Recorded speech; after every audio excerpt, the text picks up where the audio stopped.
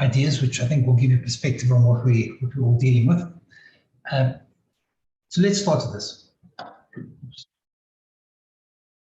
Here we go. Yeah. William James is probably the grandfather, or probably great-grandfather, of the whole movement that says whatever you can believe, you can achieve. And for so long, we've been told by so many people, don't underestimate yourself. If you believe it, you can achieve it. What the mind of man can believe, he can achieve. And the quote is from none other than William James, really one of the doyens of human psychology, certainly in the early years. What they don't tell you is the context in which Henry James made that statement. The book in which he wrote about this and the image in which he used was a man climbing up a mountain. And he gets onto a point where he realizes that he can't go down and he can't go up. And the only way he can possibly save himself, there were no helicopters flying around which would save you in those days. Only way he can possibly save himself is to leap across a chasm and get onto a rock some distance away. If he could do that, it would work. Said William James, at that point, you have to believe that you can jump across a chasm. Now, let's just put that in perspective. I don't believe that everything a man can believe in, he can achieve. I think that's nonsense. I think that what William James was telling us, and which was the point of the example he chose, was that if you stand there and you look across this chasm and you look down and you say, if I slip, I will die. If I make it, I'm saved. He says at that point, when you've got no choice whatsoever, galvanize yourself and say, I can do it, and do it. Because if you don't try, you will die. If you try, you have a chance. Your legs won't move if you say to yourself, I'm terrified, I can't move, this is beyond me. Your legs will move, which gives you the best chance of success, only if you believe you can. I don't believe that believing that things can happen for you is going to be very, very useful. I think what is going to be far more useful is to get this whole thing into perspective, and the perspective that Henry James believed you should inspire yourself as much as you can is when you've got no choice, realize that you have no choice and push yourself to the extreme, and you may succeed. Okay, that's it. Let's have a look at another man that I have enormous success for, enormous respect for, and that is Joseph Campbell. He did a lot of work in comparative mythology and comparative religions, and he spoke, I think these words are immortal. He says, if the path before you is clear, you're probably on somebody else's path. No human being's path is clear. If the path is clear, because people have been there before and it's their path, and it probably isn't yours. What I'm going to try and share with you today is some approaches to how you can deal with what's going on around us. We're living in very strange times particularly for South Africans who've had it so good for so many South Africans. A lot of South Africans have had it so good for so long, they've really forgotten what it's like when things get as disrupted. We haven't lived through world wars, we haven't lived through major pandemics. Now we've got one of them, and we've got a whole lot of other things going on as well. So I think we need whatever we possibly can. So let me start off by sharing with you an interesting perspective that I gleaned from a teacher at Harvard. His name is Sean Akel. And Sean Akel, they did an experiment, and from this experiment, I think they concluded some very interesting issues. Sean Akel's field of interest is how do people remain happy, how to create happiness and consequently success. One of the things that he did prove in his work was that success doesn't make anyone happy. Success does not make people happy. Success is very fleeting. And he used his example of the university. He said, students are dying to get into Harvard. So few actually do compared to how many apply. And finally you get in and you're so excited. And he says, it's interesting that the number of people who are depressed at Harvard and who are on antidepressants just to survive, because they get to Harvard and they realize that at school, they were absolute geniuses, they were unusual, and here at Harvard, there's a whole bunch of them. But it's not only, there's so many things that we strive to have, and once you've got them, turn out to be very, very short-lived. What he says is, success is not going to bring you happiness. And what we do know is that happiness brings you success. And there's a lot of psychological studies that will prove that this is the case. When your brain is in a state of happiness, it's more possible for you to be successful than if you're not. They did a very interesting experiment at Harvard. They had a bunch of students. Next, I thought it was moving. Matthew was not here. They had a bunch of students play a game called Tetris. I don't know if you've got kids or you play Tetris yourself, but what it is, Tetris is a game where it's shape forming and these little bricks come down and you've got to put them in the right spots. The idea is to get the bricks into the right shapes so that you form blocks, and these things keep coming down almost from the top of the computer screen all the way down. So they asked students to play this for many, many hours.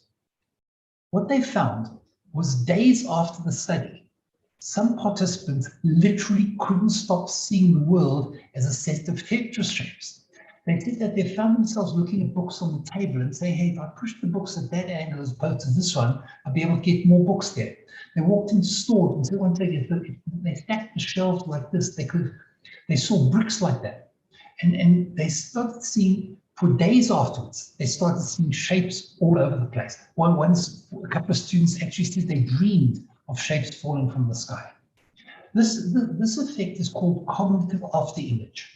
A cognitive afterimage. It's very similar to the dots on your vision seconds after somebody's taken a flash photograph of you. This wasn't just to see whether you see flashes, whether you get cognitive afterimages, but it's far deeper than that. And I'd like to share with you some of the deeper parts of it and why it matters. As most university professors do in the United States and here as well, they moonlight by doing work inside other businesses using the studies and the knowledge that they have. So he was doing some work with the accounts department, the tax accounting department of KPMG. These guys are tax auditors, and their managers surprisingly felt that these people could be happier. So they brought him in to see what he could do because his field of happiness and success. And one of the interesting things he found was he said that these people who are tax auditors, what they do all day, from 8 to 14 hours every single day, they look for errors in people's tax forms. The idea is that you don't want to submit a tax form with errors on them, because if you submit a tax form with errors on, you're going to get caught and you might be penalized.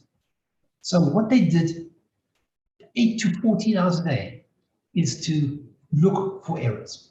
Now, this is very much like the students with their Tetris and their brains being wired, but instead of being wired for shapes, their brains were being wired to look for mistakes. Their brains were being wired 8 to 14 hours a day, 5 days a week, to look at a document and only find mistakes. Now, what's the effect of that? There's Sam, he comes back from work, and his wife says, have a look at your kid's report card. Picks up the report, and all he sees is C's. He says to the child, C's, what is wrong with you? And they go into a whole diatribe. He doesn't see the fact that the child got as many A's as she got C's.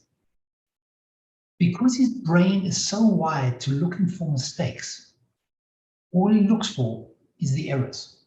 They found as well that people in this group would see errors in their partners. In fact, he said that one of the people in the department actually drew a list of all the errors his partner made. And they said by the end of the process that he worked and there was no partner anymore. People had enough. But it's an interesting idea. What happens to you when you focus on things intently? And what's the spill-off of that? I want you to hold this thought because I'd like to use this idea for another purpose. And I'd like to, in the meantime, just between hearing of this idea and the next one, I'd like you to think of another way in which our brains are affected by what goes on. I'd like to talk to you about the issue of scarcity. Scarcity comes in many ways. People have scarcity of time. We obviously have scarcity of money. And we have scarcity of friends. We have scarcity of opportunities. Human beings are surrounded by scarcity all the time. And I think that what we often overlook is how serious scarcity actually is and what it actually does to us. I'll give you a simple example. You're at the restaurant. You'll go, those restaurants are places where people used to go with their friends to eat in the olden days. You're in a restaurant and the waiter comes around, you're having dinner and the waiter says, what can I get you to drink? You say, could you please give me sparkling water, no lemon ice? Says sure. He comes back with still water, with lemon and with ice. You say, excuse me, sorry, I thought I was so clear. I want sparkling water, no lemon, no ice. And you brought me exactly the opposite. Now, you could say that he doesn't listen or he's stupid. Consider for a moment how you would explain his mistake. And I will return to that after I've explained to you this theoretical model I'm going to show you now. What they found is that scarcity affects us in very strange ways. There's a lovely piece of research. It's a theoretical piece on decision making and how our decisions are actually affected by scarcity. What they did was they took people in two different economic stratas and they asked them a lot of questions. The way that they did this, they went to malls. They went to a very, very upmarket mall, looked for people who looked like they belonged as opposed to didn't belong, and they asked them questions. They then went to a pretty down market mall and asked people exactly the same questions. The question was something like this. You've just been told that your motor car, there's something wrong with it. You can drive it for quite a while, don't worry, it's not a problem, it doesn't have to be done today, but understand if you don't fix it today, in 3 or 4 months, when you do come around to fix it, it'll cost you significantly more. So you can pay 600 Rand now to have it repaired and drive it, and then it's fine. But if you don't pay the 600 Rand now and repair it, later on will cost you considerably more than that. Everybody, whether you're a lower or upper income group, everybody said that they would do the repair immediately. It was a sensible decision. That was when the sum involved was 600 Rand. Then they tried exactly the same experiment, and they told people that the sum involved in a repair was not 600 Rand, but 6,000 Rand. If you didn't invest the 6,000 Rand now, it will cost you much, much more than only 6,000 Rand in 3 or 4 or 5 months' time, when you definitely will have to fix it. So 600 Rand, everybody agreed, no problem at all, they're all fixed. Now it's 6,000 Rand. What they found is that upper economic groups said that they would repair such a problem with the car right now to avoid a much, much higher cost later. When they asked exactly the same question to people who are at a lower economic group, the lower economic group said they would rather wait. Now, here's the thing. They would rather wait and incur a much higher cost later on, rather than, so my computer, give me one moment, my computer switches off. Take me 1 minute.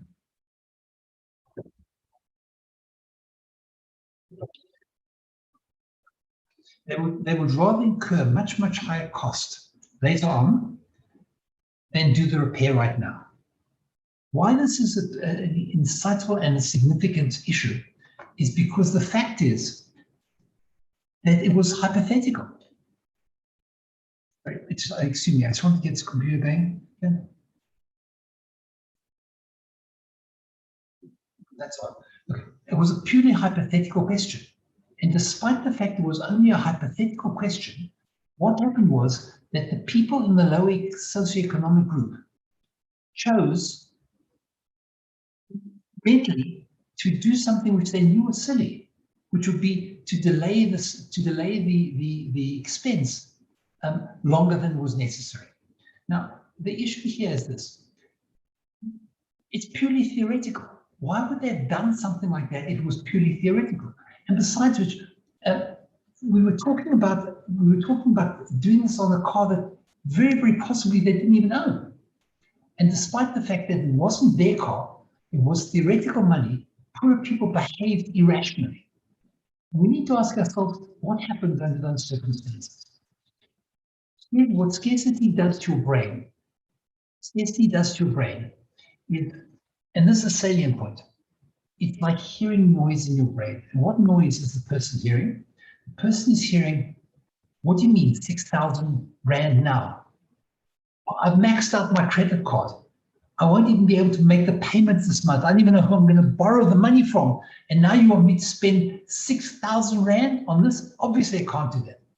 Interesting part is it was only theoretical, but the noise in your brain when you experience scarcity of time, of friendship, of money, of anything, causes such noise. It's very much like writing an exam, and outside the hall that the students are writing in, there's noise. There's all this noise going on in your brain, and even little stimulations like a theoretical question causes this noise to go off, and in the same way as noise could distract you writing an exam, this noise distracts you as well. So scarcity and the Tetris effect. Now, what becomes really important if we try to organize our lives so that we are able to do the best in them and get the most out of them and gain perspective of what's going on, is we need to get into this happiness thing. I came across a Sri Lankan Bhikkhuni, a monk, and she's a Buddhist monk, and she said something I thought which was really profound. She was talking about how to deal with the pandemic, and she said something which is not unique to Buddhists at all, but it's an interesting idea. She said she found a magical mantra for nurturing a blissful life. Her name is Jayshree Mata, and Jayshree says the magical mantra to create a blissful life is simply to say thank you for everything. So there you are sitting at your desk, and your computer switches off, and you're afraid that nobody's going to see what you're doing, and it comes on very quickly, probably before anybody really noticed anything serious, and so you say thank you. You see the sun is shining outside, and you say thank you. Not anybody in particular, just say thank you. The act of saying thank you gets you to realize how nice things are around you. And the beauty of that is that there's so many things to be thankful for. And you taste something and say thank you. You can't find your pen and then you sit on the other side of the table, you say thank you. It's this view of looking around for things to say thank you for. And this is called the Jewish equivalent. According to the halacha, you're supposed to be saying 100 brachot a day, 100 blessings a day. That's a lot of blessings, but it does require you to look out for 100 opportunities every single day to see something that you can say, this is special, and I notice the specialness of it. So I think that that's a very useful thing to do because it's so easy to do. Every single moment, and saying thank you doesn't have to be said aloud. It's just notice it in your mind, say thank you. And I think that it's so easy and there's so much around you that you'll be quite amazed how easy it is for you to find lots and lots of things to say thank you to. Thank you for. Now, let's just look at the Tetris effect. If you get into the habit of looking around and saying thank you for things, your mind starts getting programmed towards appreciating the fact that the leaves are moving now because the wind is blowing. And that's really pretty. And you say thank you for the prettiness, thank you for the breeze on my face, wherever it is. Our challenge here is to try and find things in our daily life, small little things, not major things, small little things that raise your happiness quotient. I think this idea of looking intense things all day until it almost becomes an automatic habit of saying thank you and being aware of all the really nice things. If it's a taste, a smell, an experience, or anything else, anything at all. I thought that is a particularly useful and rather profound way of thinking about things. So this gets me to the next one. I think that's useful if we want to try and get some perspective on what's going on around us today, particularly where there's a lot of chaos and a lot of misery around us, a lot of pain, a lot of disruption. It's useful for us to get a perspective. Perspective, I think, is a question of zoning out, zooming out, not zoning out. Zoning out would be exactly zooming out. So here, what you do is this. Imagine that you are sitting in front of your Bloomberg. Bloomberg it's an online, in real-time information system, usually used by people in finance. And you're looking at that screen, and that'll tell you whether somebody has just dumped a lot of shares. And for seconds, maybe minutes, sitting on hours, you'll see a drop in the share price. And then that drop in the share price has a knock-on on something else. And you notice this, and there's all sorts of comments by different people, and you see the charts changing in front of you. You see that now because that's happening in real time right in front of you. When you get home that evening, and on the way home, you do a very old-fashioned thing called buying a newspaper, and you're sitting down there and you're realizing you read the newspaper, and the newspaper mentions something completely different. It mentions that the FTSE has plunged, FTSE 100 has plunged below 4.something%. And you ask yourself, well, what about the little glitch that I saw that looked like it was really serious?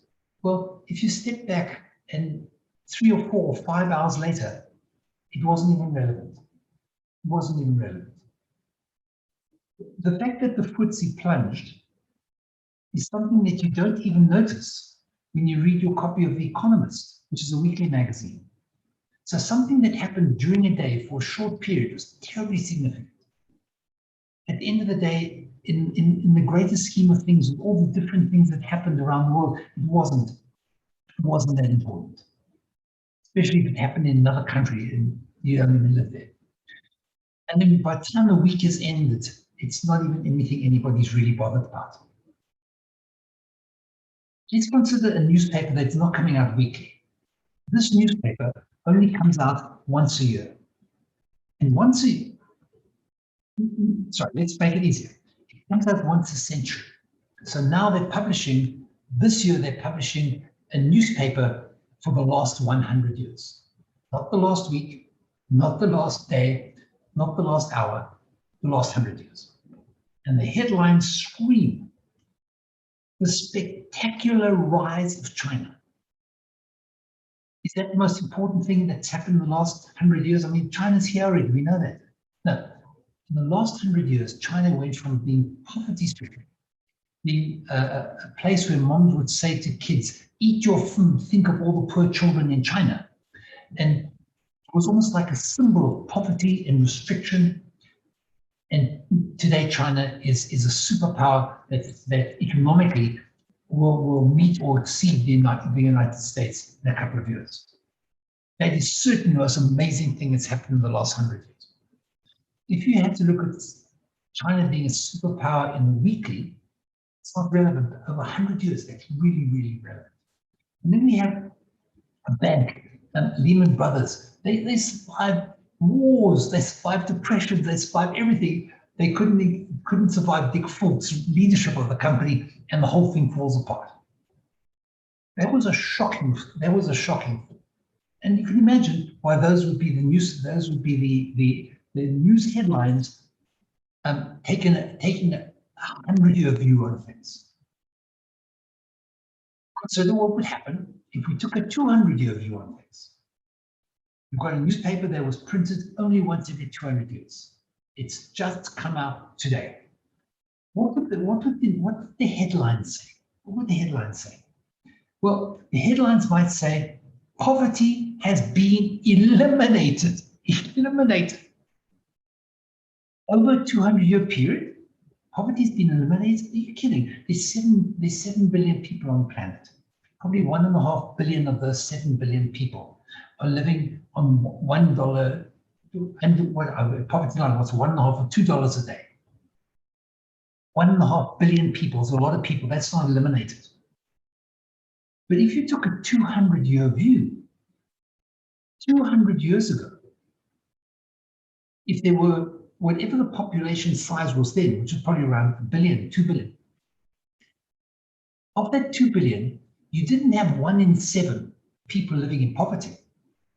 You had 6.5 out of 7 living in abject poverty, who weren't quite sure what they were going to eat each night, where food was a real issue to everyone.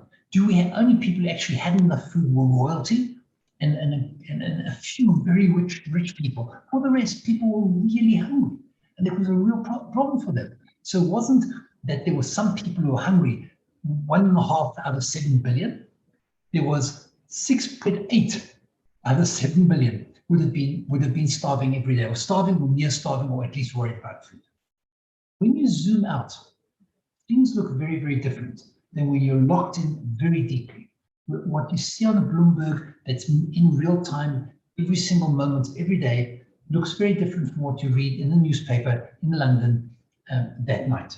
It also looks very different when you look at the weekly newspaper like The Economist at the end of the week, and you don't even hear anything about the FTSE's plunge during the week, because in the greater scheme of things, it's not important. The rise of China, the shocking fall of Lehman is useful over 100 years, and poverty eliminated is what you see over 200 years. Most of the time we're looking at news, we get very, very caught up in that Bloomberg style thing where something small happens. And that small thing that happens in the greater scheme of things over a period of time doesn't really count. But it gets blown up in our minds to become very, very, very significant. I'd like to introduce you to a group of third century BC Greek philosophers called the Stoics. Stoicism, probably the most famous Stoic was Epictetus, and Epictetus said, freedom, happiness and freedom begin with a clear understanding of one principle. Some things are within your control and some things simply are not. Now, when you come to the realization, and this is what made the Stoics so different.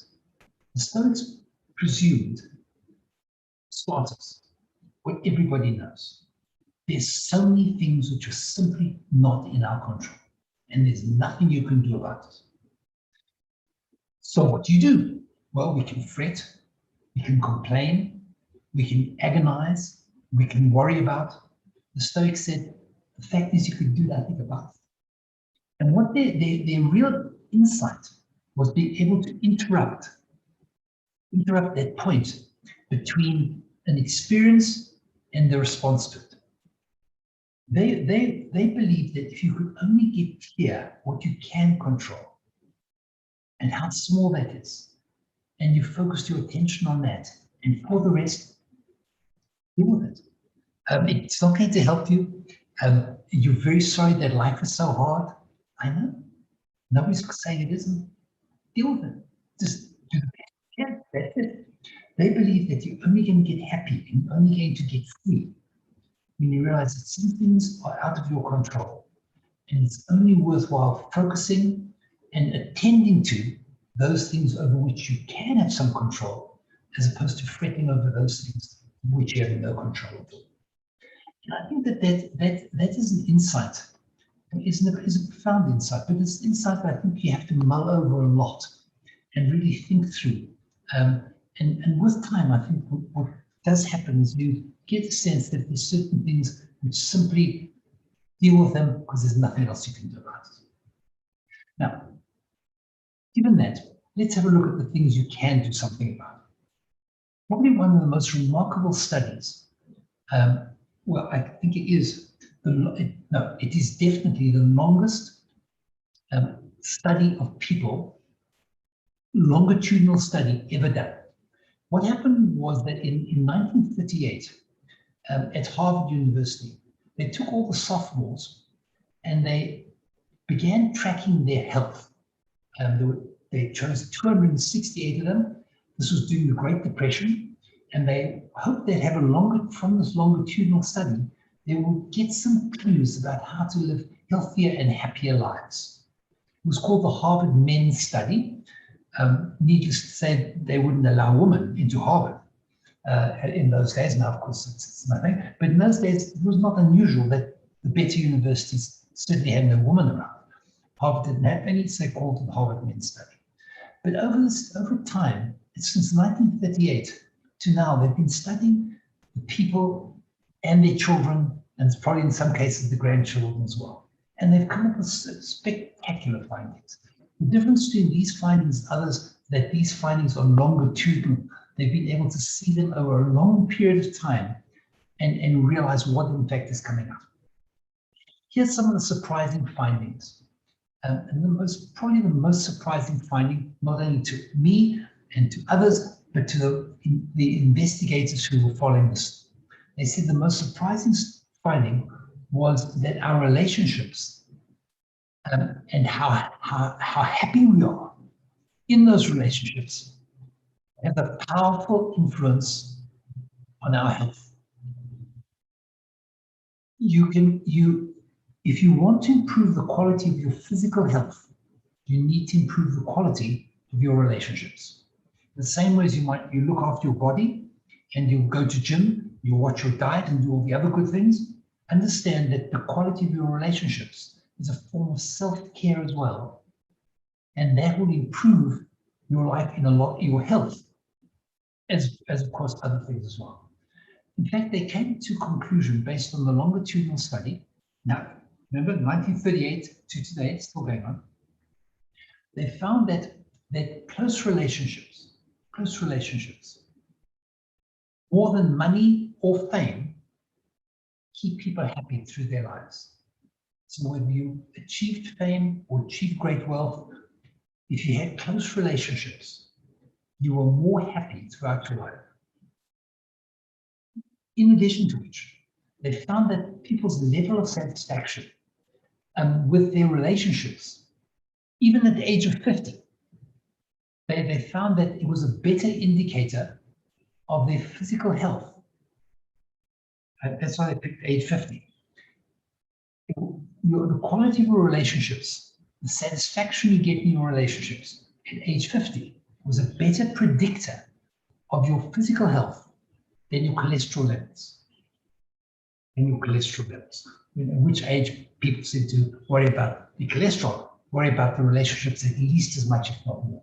We know that loneliness kills, but what I've always thought of that as being, we say loneliness kills. No, loneliness kills.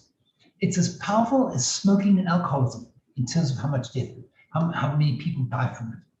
So I think if we're looking at those things over which we have control, which we can control, I think it's a good place to start. Having a look at how can you repair and how can you improve the relationships you have in every single way you can, and in any way you can. Let's have a look at another one. When we look at scenarios for our lives, we probably will look at, when we look at scenarios for our lives, we probably only think of scenarios in terms of what great things could happen. But there's a whole band of people thinking about scenarios and who are thinking about scenarios which are bad scenarios. I found that in the work that I do, most people don't want to hear about bad futures. They want to hear about good futures and how they can get to those good futures. But I think that there's some value in confronting the reality that is dystopian as well. And the value of thinking about dystopia, so you don't banish this out of your mind, is that it gives you the chance to work out if that is what is likely to happen, if that's what seems to be happening, as opposed to being shocked by it or succumbing to it. You would do exactly what you do if you had a positive, optimistic outlook. Optimistic outlook says, how can I preserve that? How can I maximize that? Well, if something is dystopian, asking yourself, how can I possibly maximize that, would probably be a very, very good idea too. In order to do those things, we have to start thinking. We have to start thinking in quite a different way. My slide means something. We have to start thinking in quite a different way. There are two types of directional, two types of motivated thinking. And I want to explain what I mean by motivated thinking by using an example. The two types of motivated thinking is what they call directionally motivated thinking. I'm thinking in order to achieve something and to go in a particular direction. That's important because I'm going to tell you what that does to you. And then there's accuracy motivated reasoning. The accurately motivated reasoning is my most important thing is not getting something done like it would be with directionally motivated reasoning. It's I want to know what's really happening. Now, I think the best examples I can give you is from the military. If you're a soldier, your job is to accomplish the mission. It's a clear mission, you know what you should do, you know what should be done, you know why it's good, do it. What do you do when you come across anything that's going to interfere with your accomplishing your mission? You kill it. You take it out. You're directionally motivated. Anything that threatens the direction in which you're going must be fought off. Then you've got accuracy motivated reasoning. You're not a Marine. You're not an advanced soldier. In fact, you probably don't even carry a gun. What you are is you're a scout. A scout has a very, very specific job in the army. A scout's job is to form a map of what the strategic landscape is looking like. What his job is, he wants to learn what's really out there. He's not trying to fool himself into drawing a bridge where there isn't one. He wants the map that the scout's mindset is, I want the map of my life, or myself, or my mission to be as accurate as I possibly can. Now, a good scout is not only somebody who's very accurate, but a good scout is somebody who's also aware of their limitations and how much they can understand. So a good scout, if he's looking across, he might say, it looks like that looks like a piece of dry land, but also could be water, and it might be a mirage, it might not be. So looking through his binoculars, he might change his angle to see, when I look at it from a different angle, is it water or is it dry land and I'm just seeing a reflection? So this mindset of the scout is I need to know what's really happening out there. And there's no such thing as a threat to my belief. If I thought that there was water and I look around the side and I see that there isn't water, it's not a threat to what I believed before. It can only improve my map, it can only help me. All of us fluctuate between two mindsets. One is the directionally motivated mindset of the soldier, the other one is the accuracy motivated mindset of the scout. Let me show you how this might work. You spend your day in the office, spend your office in the day, you spend your day in the office or in your house in front of your computer, and you're a trader. And during the day, you are so scout-like. You just want to find out what the truth is. You want accuracy. You don't want to be misled. There's money involved here, and you want to be. And if you have to change your mind because the stock moves the other direction, no problem at all. You read a report that indicates what's happening. You change your mind. Nothing. You are scout-like. You'll change your mind in a moment. Then end of the day comes, and you either go home or you go out of your study into your family room, and there's the family. And what you won't acknowledge is that when you walked into the room, nobody greeted you. You say, they're probably busy. But why is it that they're always busy? It's almost as if you're refusing to acknowledge that there are problems in your marriage, if there are problems in your home, but you don't acknowledge that. You're not scout-like. Scout will say, one second. I understand you're watching television now in the middle of a show, so you just looked up and you waved. But it wasn't that. I walked in here, I walked out, I greeted, nobody even responded. We fluctuate between these things, and the same person who can be a scout in one place can be a soldier in another. Clearly, to have a scout mindset is really important. It allows us to, and I'll show you in a few minutes why it's so important, particularly today. If a scout mindset is so good, why doesn't everybody already have it, and why doesn't everybody use it all the time?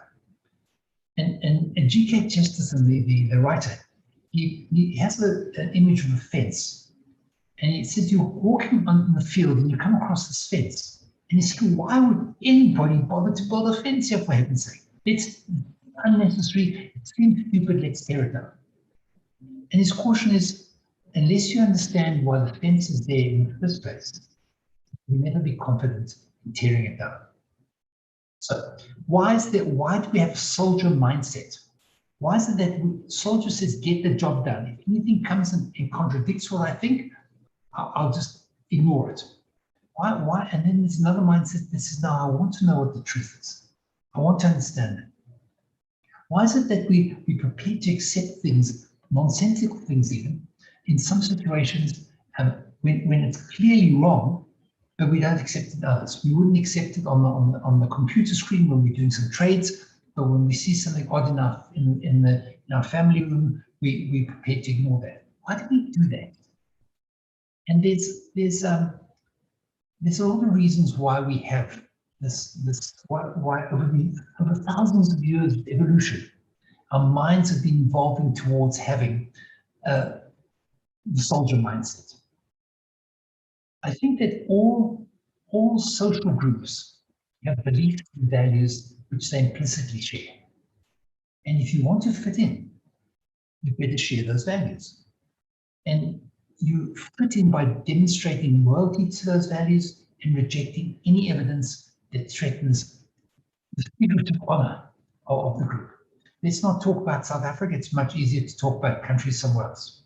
If you're a Republican and you're a Trumpist, you discard any information that discounts the fact that Trump is the best thing that's happened to the United States since the development of sliced bread in the 1900s.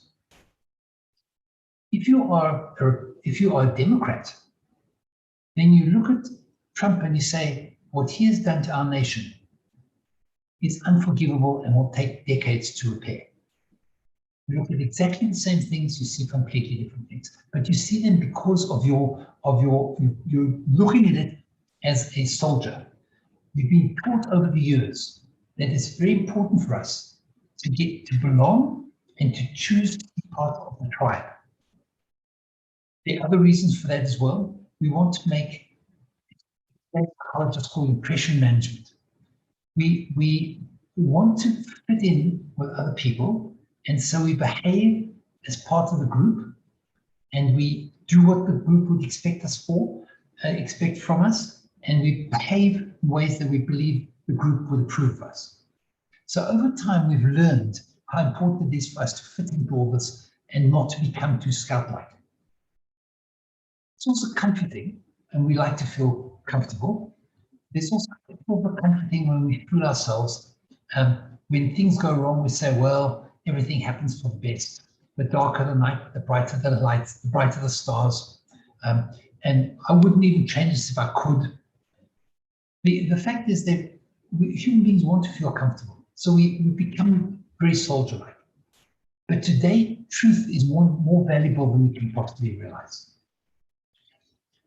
I don't think there's ever been a time when it's been so important that we are aware of what's going on. And I'll tell you what I mean.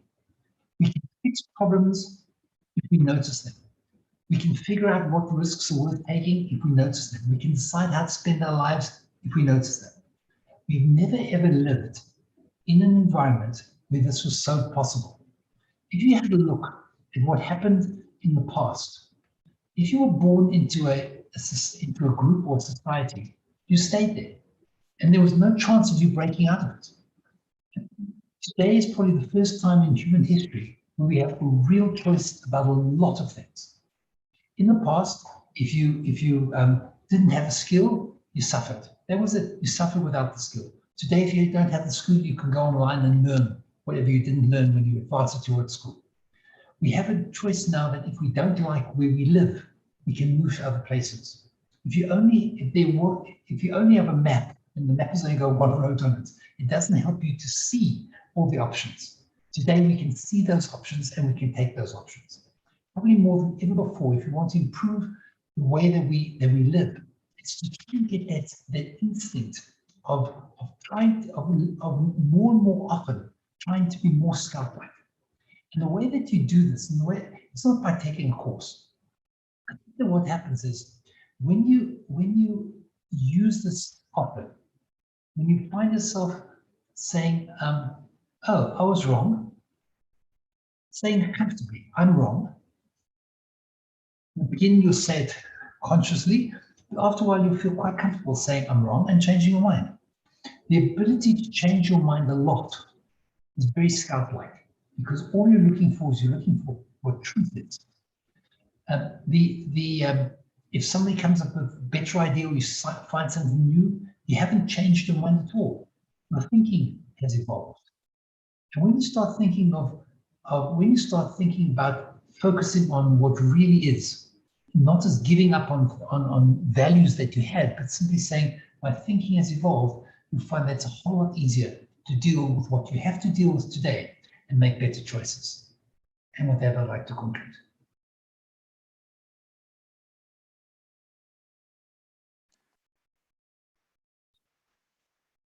So before we close off today, are there any questions for Ian? Would anyone like to unmute themselves, comment, ask questions?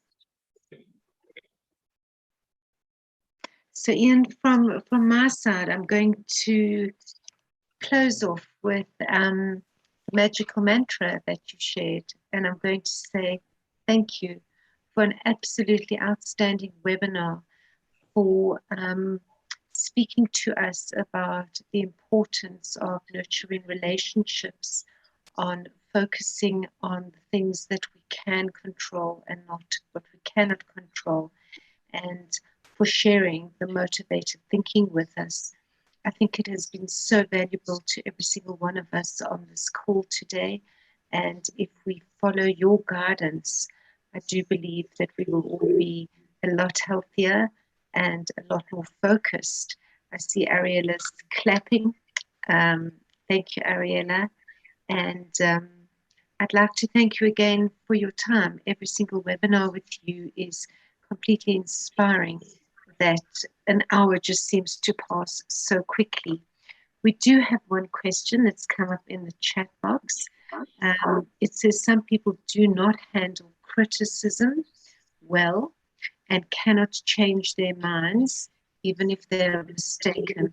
What advice would you offer? I think the best advice I could give is this. The people whose lives are best, whose decisions are most accurate, are people who develop, and it doesn't happen overnight, who deliberately try to develop the idea of changing their minds. In fact, there are so many studies done on the importance of being able to change your mind. And you don't change your mind because you go on a course. You don't change your mind because somebody said you should. You change your mind because you try to do it often. And whenever you possibly can, start small. If you possibly can, say to somebody else, hey, that's right, never thought about that, good point. And as long as you can do that, the more often you do that, the easier it becomes. And I would urge you to try, I would urge everyone to try and get into the habit of changing their minds regularly and often. And it's part of learning. Otherwise, all you do is you hold on to ideas that you have and don't make any changes to the quality of your life. But I think it happens by, that process happens by recognizing that you're not changing your mind, you're evolving. And as my thinking is evolving, I'm evolving, and that's why I said something yesterday, and I'm sure I said it yesterday, but I want to tell you I don't believe that today because I found new evidence. And if you have a scout orientation, you say evidence counts, and so I change. Thank you, Ian. So I would like to thank everyone for joining us this afternoon. I will be sending a breakdown of the webinar to you together with the recording link. I suggest you watch it again, recap, make notes of all the points that Ian has shared with us this afternoon. And as we go into the Jewish New Year, I would like to all wish you Shana Tova. I hope it is a blessed time for you and your loved ones, and a new year that is filled with blessings and sweetness and everything good for you and your families. This will be the last AutoJet webinar until after the holidays, but I will ensure to attach the October calendar to the communication that I'll be sending out now, which is jam-packed and filled with wonderful and exciting topics and content for you to join us then. So Ian, thank you so much on behalf of myself, the AutoJet team, Ariella, Autosay. Always appreciate your time. Thank you, Ian. What a nice way to end September, Tracy, with Ian's talk. Thank you so much. You know how to organize everything. I agree. Ian, thank you. Really. I miss our talks. I think we need to stay